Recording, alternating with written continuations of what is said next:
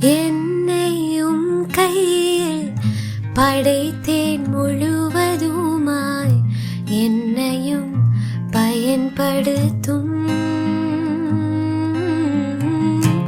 என்னையும் கையில் படைத்தேன் முழுவதுமாய், என்னையும் பயன்படுத்தும்.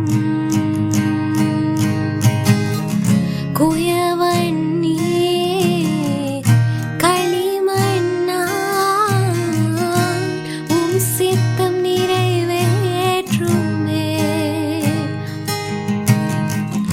குயவனே களிமண்ணாரும் சித்தம் நிறைவேற்றுமே.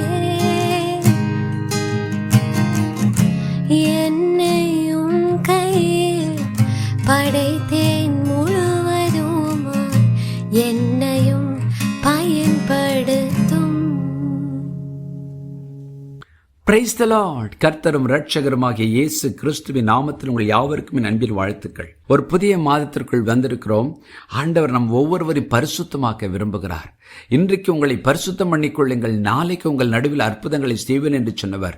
இதோ வருகிற ஒரு புதிய வருடத்திற்கு நம்மை ஆயத்தப்படுத்த நம்மை ஒப்புக் கொடுப்போம். அவர் நம்மை பரிசுத்தப்படுத்தி பக்குவப்படுத்தி நம்மை அவருக்கென்று ஆயத்தப்படுத்துவார். இன்றைக்கும் நம் தியானத்துக்கு ஆதாரமாக 2 தீமோத்தேயு 2:21 தியானிக்கலாம்.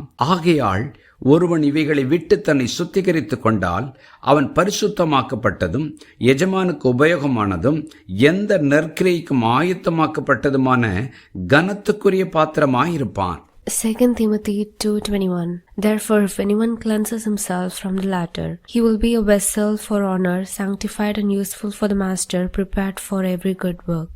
பாருங்கள், இவைகளை விட்டு என்று ஒரு பெரிய லிஸ்டை கர்த்தர் இந்த அதிகாரத்தில் வைத்திருக்கிறார். அது நீங்கள் ஒன்றன் பின் ஒன்றாக வாசிக்கும் போது உங்களால் விளங்கிக் கொள்ள முடியும். இந்த 2 தீமோத்தேயு 2 அதில் மிக முக்கியமான ஒரு வார்த்தை 16 சீர்கேடான வீண் பேச்சுகளுக்கு விலகியர் என்று சொல்லப்பட்டிருக்கிறது. சிலர் துர் உபதேசத்துக்குள் நடந்து விசுவாசத்தை கவிழ்த்து போடுகிறவர்கள் இருக்கிறார்கள். அவர்களோடு சேராமல் இரு என்று ஆண்டவர் பல காரியங்களை சொல்கிறார். ஒரு பக்கம் வீண் வார்த்தைகள் நம் வாழ்க்கையில் வந்துவிடக்கூடாது. இரண்டாவது, வீணான துருபதேசங்களில் போய் நாம் சிக்கிக்கொள்ளக்கூடாது. மூன்றாவது, தேவனுடைய சித்தத்தை செய்யும்படி ஒவ்வொரு நாளும் நாம் பிரயாசப்பட வேண்டும். ஆகவே இன்றைக்கும் கூட இவைகளை விட்டு ஓட கர்த்தர் நமக்கு பலன் தருவார். நாம் சுத்திகரிக்கப்பட நம்மை ஒப்புக் கொடுக்கும் போது இந்த வேத வார்த்தையை கொண்டும் தூய ஆவியை கொண்டும் தேவன் நம்மை சுத்திகரிப்பார். அவருடைய பரிசுத்த இரத்தம் நம்மை கழுவியிருக்கிறது. ஆனால் நம்முடைய உள்ளான மனிதனை ஒவ்வொரு நாளும் அவருடைய வார்த்தையினாலும் ஆவியினாலும் தேவன் சுத்திகரிக்க நாம் ஒப்புக் கொடுக்க வேண்டும். சுய பரிசோதனை செய்வோம். கர்த்தரிடத்தில் நம்மை ஒப்புக் கொடுப்போம். அவர் நம்மை பரிசுத்தமாக்குவார். அவர் நம்மை பரிசுத்தமாக்குவதின் காரணம் என்ன? அவருடைய பரிசுத்த கரத்தில் நம்மை எடுத்து பயன்படுத்துவது மாத்திரமல்ல, நாம் அவருக்கென்று பயன்படும் போது அவர் நம்மை கனப்படுத்துவார். ஆகவே இந்த வார்த்தைகளை கேட்கிற ஒவ்வொருவரும், ஆண்டவரே என்னை பரிசுத்தம் பண்ண என்னை ஒப்புக் கொடுக்கிறேன் என்று சொல்லுவோம். அவர் நம்மை பரிசுத்தப்படுத்துவார். ஜெபம் பண்ணுவோமா? பரலோக பிதாவே, என்னோடு இணைந்து ஜெபிக்கிற ஒவ்வொருவரும் ஆண்டவரே உமக்கு பயன்படுகிற பாத்திரமாய் மாற எங்கள் ஒவ்வொருவரையும் உம்முடைய இரத்தத்தினால் கழுவும்.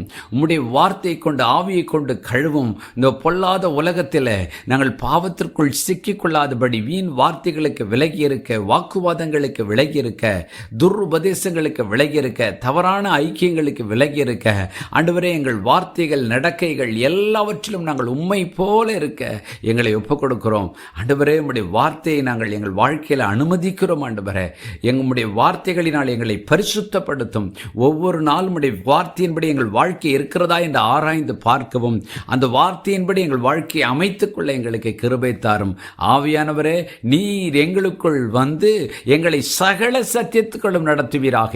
என்னோடு இணைந்து ஜெபிக்கிற ஒவ்வொருவரையும் பரிசுத்தப்படுத்தும். உம்முடைய கரத்தில் எடுத்து உமக்கென்று வல்லமையாய் பயன்படுத்தும். இயேசுவின் நாமத்தில் பிதாவே, ஆமென்.